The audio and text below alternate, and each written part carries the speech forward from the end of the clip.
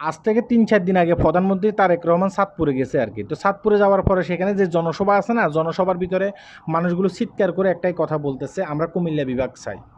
এখন সেখানে একজন সংসদ সদস্য আছে, সংসদ সদস্য বলতেছে যে দাঁড়ান দাঁড়ান দাঁড়ান, আপনাদের কথা প্রধানমন্ত্রী তারেক রহমান শুনতেছে না, আমি একটু বুঝিয়ে বলতেছি। তিনি বলতেছেন যে এই যে চাঁদপুর, কুমিল্লা, ফেনীর লোকের একটাই দাবি কুমিল্লা বিভাগ চাই। এখন আমার কথাটা হচ্ছে যে ভাই দেখেন, আপনাকে আগ বাড়িয়ে ফন্ডিতি করার কথা কেটা বলছে? আপনাকে কেউ বলছে আগ বাড়িয়ে ফন্ডিতি করার লাইগা? ফেনীর লোকে কি কখনো বলছে তারা কুমিল্লা বিভাগ চায়? তারা কখনো সেটা বলে নাই। তারা সবসময় এটাই চেয়ে আসছে যে নোয়াখালী বিভাগ চায়। কারণ ফেনী, লক্ষ্মীপুর, নোয়াখালী তারা একসাথে থাকতে চায়। তারা এটা সবসময় বলে আসছে।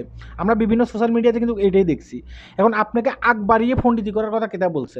মানে আপনি ফেনীর প্রতিনিধি হতে চান? ফেনীর লোকে কি আপনাকে বলছে আমরা কুমিল্লা বিভাগ চাই?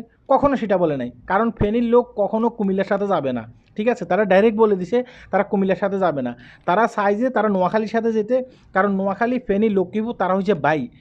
যদিও তাদের মানে ফাতিল আলাদা হয়ে যায়, তারা কিন্তু ভাই, তারা একসাথে থাকতে চায় সব সময়। ঠিক আছে, তাই আমি বলতেছি যে ভাই এসব আগ বাড়িয়ে কথা বলবেন না। এই যে কুমিল্লা আছে না, কুমিল্লাকে যদি আপনার প্রধানমন্ত্রী তারেক রহমান একটা বিভাগ বানিয়ে দেয়, তাতে নোয়াখালী, ফেনী, লক্ষ্মীপুরের কোনো আপত্তি নেই। শুধুমাত্র বিভাগ না, যদি একটা দেশও বানাই দেয় তাতেও কিন্তু নোয়াখালীর লোকের কোনো আপত্তি নেই। নোয়াখালীর লোকের একটাই আপত্তি, সেটা হচ্ছে যে আপনার নোয়াখালী বিভাগ চাই। আর নোয়াখালী বিভাগ হইতে হইব কাকে নিয়ে? ফেনী, লক্ষ্মীপুর, নোয়াখালী এই তিনটা ডিস্ট্রিক্ট নিয়ে একটা বিভাগ হইতে হইব। ঠিক আছে, এটা হচ্ছে নোয়াখালীর লোকের আবদার।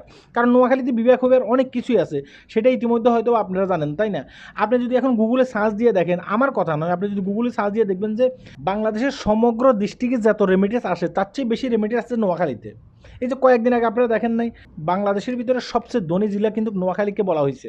ঠিক আছে, আমাদের মুখের কথা না, সেটা আপনারা গিয়ে বিস্তারিত দেখে আসতে পারবেন। তাহলে নোয়াখালী বিভাগ হওয়ার জন্য কিন্তু উপযুক্ত, সেটা আমরা সকলে জানি। তারপরেও কেন নোয়াখালীর সাথে এত বাড়াবাড়ি আপনারা করতেছেন সেটা আমরা বুঝতেছি না। আপনারা যদি কুমিল্লা বিভাগ চান, আর যদি কুমিল্লা বিভাগ প্রধানমন্ত্রী দেয়, তাহলে আমাদের কোনো আপত্তি নেই। আমরা আবারও বলতেছি, আমাদের কোনো আপত্তি নেই।